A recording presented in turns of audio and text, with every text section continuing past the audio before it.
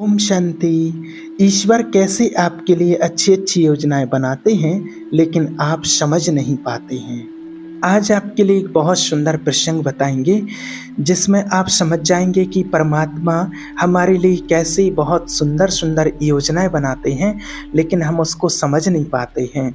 हाँ, लेकिन समय आने पर एक दिन ऐसा ज़रूर आएगा कि आपको वो सारी पिक्चर क्लियर हो जाएगी कि मेरे जीवन में जो ये सारी चीज़ें हुई थीं, कोई भी घटना घटती है तो हम परेशान हो जाते हैं, मेरे साथ ऐसा क्यों हुआ है? मेरे ही साथ ऐसा क्यों होता है? कोई भी नुकसान हो जाता है, चाहे हमारा पैसे को लेकर हो, बिज़नेस को लेकर हो या किसी भी कारण से कोई भी हमारा नुकसान होता या हमारे परिवार में कुछ भी होता है तो हमें समझ में नहीं आता है और फिर यही निकलता है कि मेरे साथ ऐसा क्यों हुआ? तो इसके लिए जो आपको बताएँगे वैसे तो बहुत सारे उदाहरण हैं और ये माना प्रैक्टिकल हैं, जो प्रैक्टिकल लोगों के जीवन में हुआ है, ये कोई कहे-सुनी वाली बातें नहीं हैं। जिसके लिए आपको 2 प्रसंग बहुत अच्छे आज बताएँगे, जिसमें से पहला है एक समय की बात, एक बार की बात है कि एक व्यक्ति था, जिसने एक बढ़िया-सी उसने नाव बनाई और बढ़िया वो मस्त-मौला आदमी था और वो समुद्र में घूमने के मूड से निकल गया, समुद्र में घूमने के लिए। अब काफ़ी दिनों के बाद उ काफ़ी दिनों के बाद उसने वो नाव बनाई थी और जो ईश्वर को बहुत मानता था, ईश्वर में आस्था रखता था, भगवान पर बड़ा विश्वास रखता था। और जब उसकी नाव बन कर के तैयार हो जाती है, तो उसे लगता है कि चलो मैं एक घूम कर के आता हूँ, समुद्र में घूम कर के आता हूँ। और वो घर पर के बोल के निकला, घर में बोल गया कि मैं घूमने के लिए जा रहा हूँ और वो समुद्र में जाता है घूमने के लिए और समुद्र में घूमता है, बढ़िया आराम से मज़े लेता है, घूमता रहता है। अब जब वो समुद्र तो देखिए समुद्र है उसकी बहुत गहराई होती है तो सभी जानते ही हैं कि समुद्र तो कितना बड़ा है और जब वो घूमते-घूमते काफ़ी आगे निकल गया जब समुद्र में, तो फिर क्या है उसकी नाव थोड़ी हिलने लगी, माने थोड़ी इस समुद्र में लहरें आईं और लहरों के कारण से उसकी जो नाव थी वो पलट जाती है। जब नाव पलट जाती है तो उस व्यक्ति के पास में जैकेट था और वो जैकेट पहन करके और वो कैसे भी करके वो बच जाता है और एक टापू पर पहुँच जाता है। और जब वो उस टापू पर पहुँचा तो रात हो चुकी थी। उसने भगवान को याद किया कि भगवान मुझे पूरा विश्वास है कि आप मेरे साथ हैं और हमेशा मेरे साथ रहते हो और मेरे साथ जो भी होगा वो बहुत अच्छा होगा, मुझे पूरा विश्वास है। क्योंकि वो भगवान में बहुत विश्वास रखता था। अब वहाँ पर जब वो पहुँचा, बहुत रात हो गई थी, तो उसने सोचा कि चलो मैं सुबह कुछ करूँगा, कुछ शायद मेरी कुछ व्यवस्था हो जाएगी। और सुबह जब वो उठता है, तो सुबह उठ कर के बस वो एक ही संकल्प उसके अंदर आता है कि भगवान मुझे पता है कि आप मेरे साथ हैं। अब वो इधर-उधर कुछ ढूँढने के लिए निकला, फल-फूल ढूँढने के लिए निकला तो उसको थोड़े से फल मिल गए और जब उसने फलों को खाया, फल खाता है, तो कहता है कि भगवान आप भी खाइए और मुझे पता है कि आप मेरे साथ में ही हैं। ऐसा करते-करते उसको शाम हो जाती है। अब जब शाम हो जाती है, तो उसने कहीं से लकड़ी वगैरह इकट्ठी की और एक अपने लिए झोंपड़ी बनाना शुरू किया। अब वो झोंपड़ी बना रहा था तो वो देख रहा था कि कोई उसके पास नहीं आ रहा है और कहीं से कहीं तक कोई दिख नहीं रहा। उसके मन में लेकिन ये विश्वास था कि मेरे साथ भगवान हैं और वो बार-बार इस बात को दोहराता भी था कि मुझे पता है कि भगवान मेरे साथ हैं। अब उसने 2 दिन में धीरे-धीरे करके एक बढ़िया-सी झोंपड़ी बनाई और झोंपड़ी बना करके उसने तैयार कर ली और उसको लगा कि चलो अच्छी-सी झोंपड़ी बन गई, अब मैं कुछ दिन तक तो यहाँ आराम से रुक सकता हूँ। तो जैसे ही रात होने लगी, जैसे ही रात हुई तो एक बिजली कड़की और बिजली कड़की तो उसकी झोंपड़ी में आग लग गई और जैसे ही उसकी झोंपड़ी में आग लगी, तो वो बैठा था और उसका वैसे तो भगवान में बहुत विश्वास करता था लेकिन उसके मन में कुछ नेगेटिव थॉट्स थोड़ी बहुत आने लगी और वो कहने लगा कि भगवान मैं आपके ऊपर इतना विश्वास करता हूँ, इतना विश्वास कर रहा हूँ और मेरे साथ हैं आप, मुझे ये भी विश्वास है, लेकिन फिर भी आप मेरे साथ ऐसा क्यों कर रहे हैं? मैंने इतनी मेहनत से करके झोंपड़ी बनाई थी कि मैं यहाँ आराम से कम कुछ दिन तो रुक पाऊँगा, लेकिन फिर भी मेरे साथ ऐसा क्यों कर रहे? मेरी झोंपड़ी जला दी। वो भगवान को दोष देने लगा। तो भगवान को ऐसे दोष देने लगा और वो बैठा ही था, इतने में कहीं से उसको आवाज़ आई, "अरे भैया, इधर।" उसने देखा कि भई यहाँ कौन आवाज़ लगा रहा है, और फिर उसने देखा कि नाव में कुछ लोग हैं और वो उसकी तरफ आ रहे हैं। और उन लोगों ने कहा कि अरे भाई, हम आपको काफ़ी दिन से ढूँढ रहे, 3-4 दिन से आप घर में नहीं हैं, तो परेशान हो रहे थे, ढूँढ रहे थे और आपका कहीं से कहीं तक पता नहीं चल रहा था। लेकिन जैसे ही यहाँ पर आग लगी, और यहाँ पर जब आग लगी तो यहाँ देखा गया कि जब आग लगी है तो ज़रूर कोई ना कोई है, और कोई हमें बुलाने के लिए इशारा कर रहा है, हमें बुला रहा है, क्योंकि और तो कोई साधन नहीं था, तो आग ही एक साधन होता है।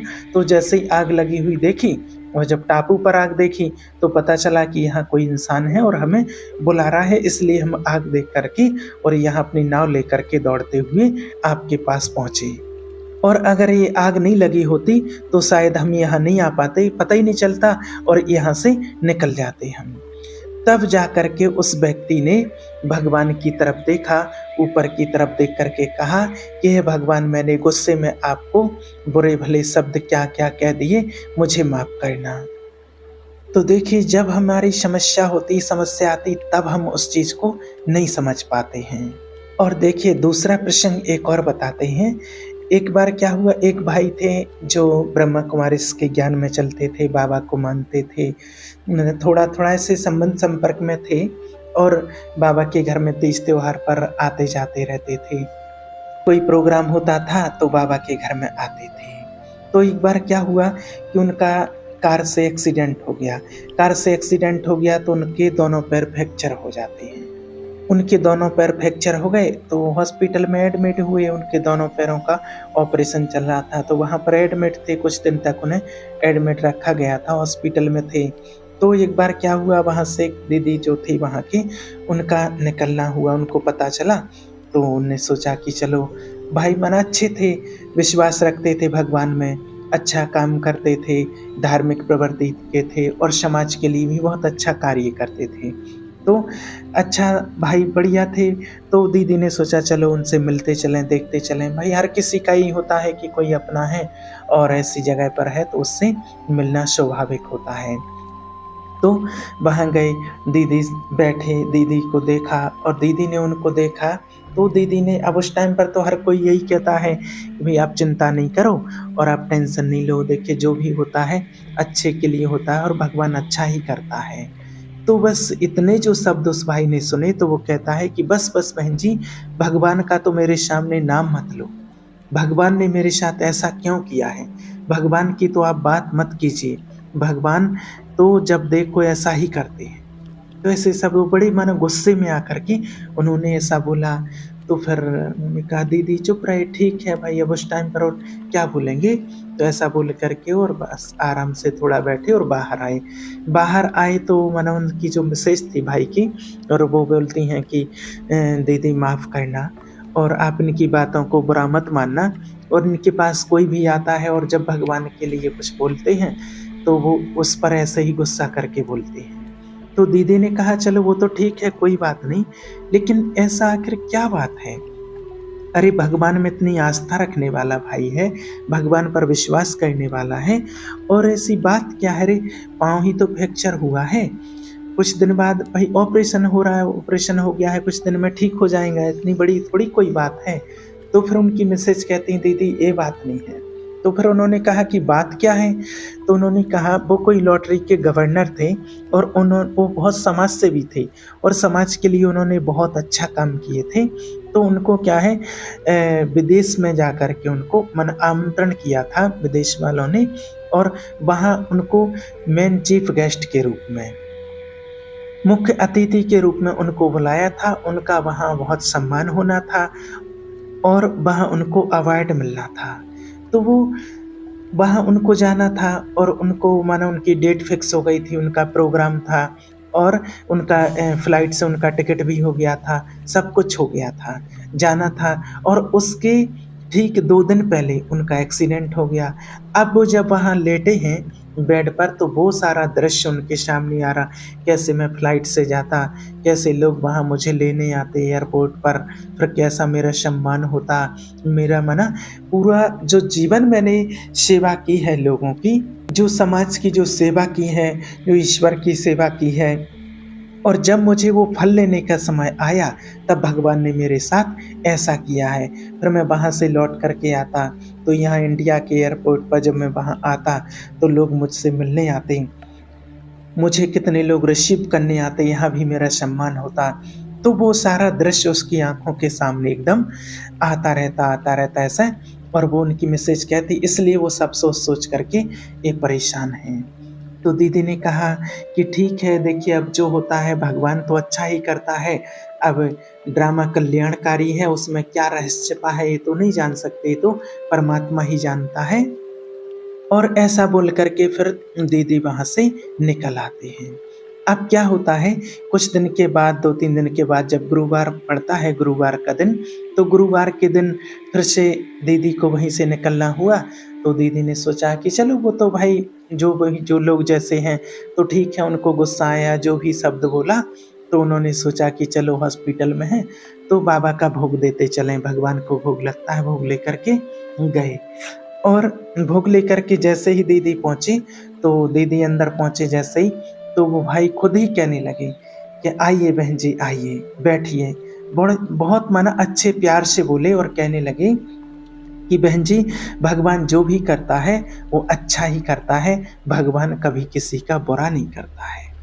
तो दीदी ने कहा अरे भाई उस दिन तो ऐसे बोल रहे थे, आज क्या हो गया इनको? तो वो भाई मानो खुद ही इतनी अच्छी-अच्छी बातें करने लगे। तो वो अखबार हाथ में लिए थे, अखबार पढ़ रहे थे, तो दीदी को वो अखबार दिया कि देखिए बहन जी अखबार पढ़िए।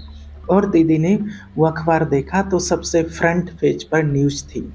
जिस फ्लाइट से उसको जाना था, उस भाई को जाना था, जिसमें उसका टिकट हो गया था और वो फ्लाइट क्रॉस हो गया था और उसमें आग लग चुकी थी, एक भी व्यक्ति उसमें से ज़िंदा नहीं बचा था।